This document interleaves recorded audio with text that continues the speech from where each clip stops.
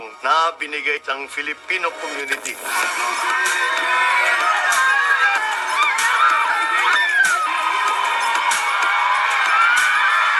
Sila naman, sanay yata sa lamig, kaya parang wala silang nararamdaman na. Hindi lang taga-Belgium ang nakarating, kundi pati galing sa France, sa Germany, sa Italy, sa Finland. Nakakataba ng puso na malaman na pupuntahan nyo ako dito kahit na malayo ang pinanggalingan nyo para tayo ay magsama rito kahit sandali. Maraming salamat sa inyo. Maging professionals man o skilled workers, mga group, engineer, hospitality staff, business owner, lahat po ng Pilipino sa abroad ay nagdadala ng karangalan sa ating bansa dahil sa ipinamamalas nilang galing at malasakit sa kanilang trabaho. Nais mo pa kalimutan ganap ang ating suyuan. Nung kumanta yung isang Pinay ng Christmas medley, naalala namin ni Lisa na karamihan nga pala sa kanila ay magpapasko ng ngalayo sa pamilya. Kaya naman, lalo tayo na-inspire na paigihin ang ating misyon sa mga ganitong mga international summit, bilateral talk at roundtable meeting.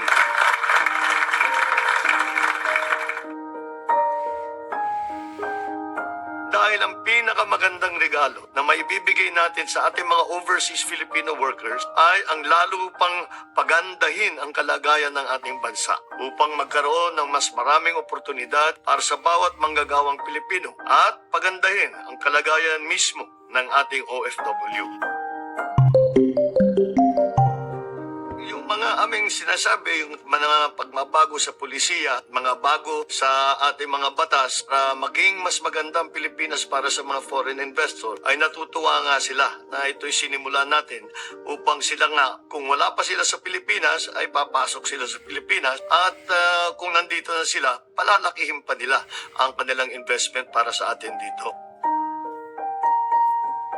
Ngunit in general, ang mga tao, pag kinausap mo kung ano yung palagay nila sa Pilipinas, ay magandang mag-invest dito sa Pilipinas.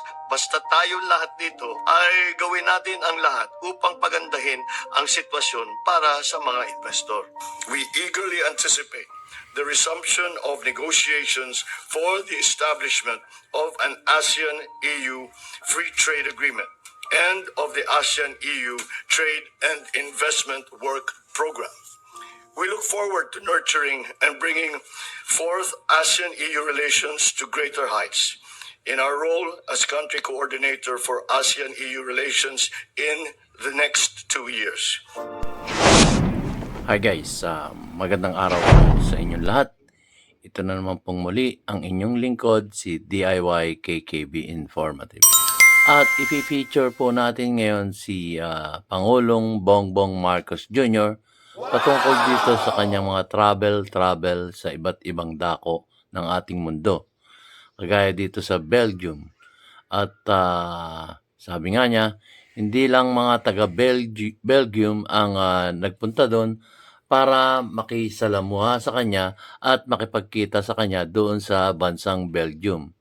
So nakikita natin, meron namang ginagawa ang ating Pangulong Bongbong Marcos Jr. patungkol sa ating mga buhay na bayaning mga OFWs. So, tunghayan po natin ang kanyang mga nagawa at ang kanyang mga travel trips sa iba't ibang dako ng ating mundo.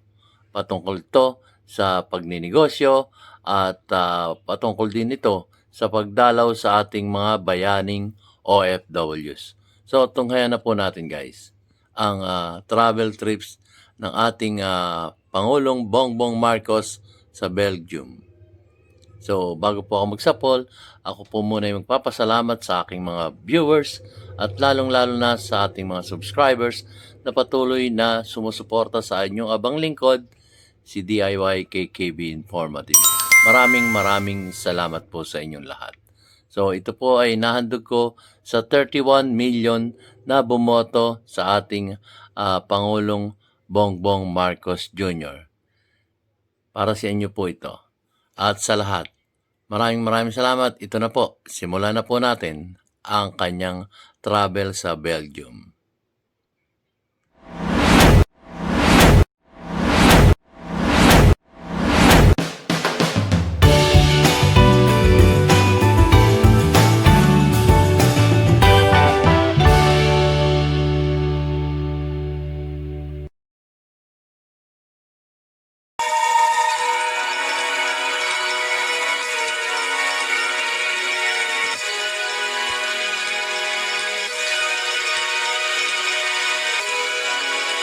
Kakabalik lang po natin mula sa isang matagumpay na pakikilahok sa ASEAN-EU Commemorative Summit sa Brussels, Belgium.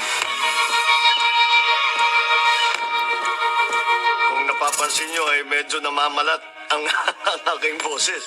Siguro ay naninibago ako doon sa lamig na umabot ng -3 hanggang -5 degrees. Kaya't nagkaganto yung aking boses. Napakaginaw talaga. Pero ang bumungad naman sa atin ay ang napakainit na salubong na binigay ng Filipino community.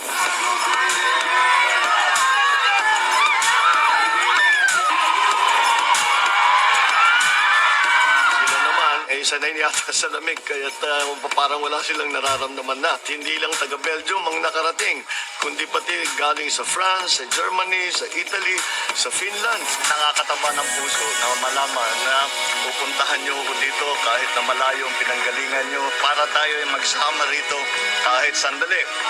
Maraming salamat sa inyo. Sa bawat bansang pinupuntahan namin at pinagdarausan ng PhilCom event ay iisa lang ang ipinagmamalaki ng ating mga ambasador. Yun ay kung gaano kahusay at respetado ang bawat Pilipino sa kani-kanilang mga larangan. Maging professionals man o skilled workers, mga guro, engineer, hospitality staff, business owner, lahat po ng Pilipino sa abroad ay nagdadala ng karangalan sa ating bansa dahil sa ipinamamalas nilang galing at malasakit sa kanilang trabaho. Nais mo ba kalimutan na ang ating suyuan? Nung kumanta yung isang Pinay ng Christmas medley, naalala namin ni Lisa na karamihan nga pala sa kanila ay magpapasko ng malayo sa pamilya.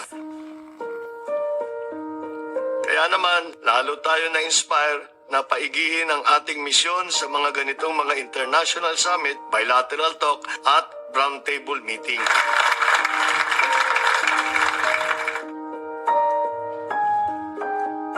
Dahil ang pinakamagandang regalo na maibibigay natin sa ating mga overseas Filipino workers ay ang lalo pang pagandahin ang kalagayan ng ating bansa upang magkaroon ng mas maraming oportunidad para sa bawat manggagawang Pilipino at pagandahin ang kalagayan mismo ng ating OFW.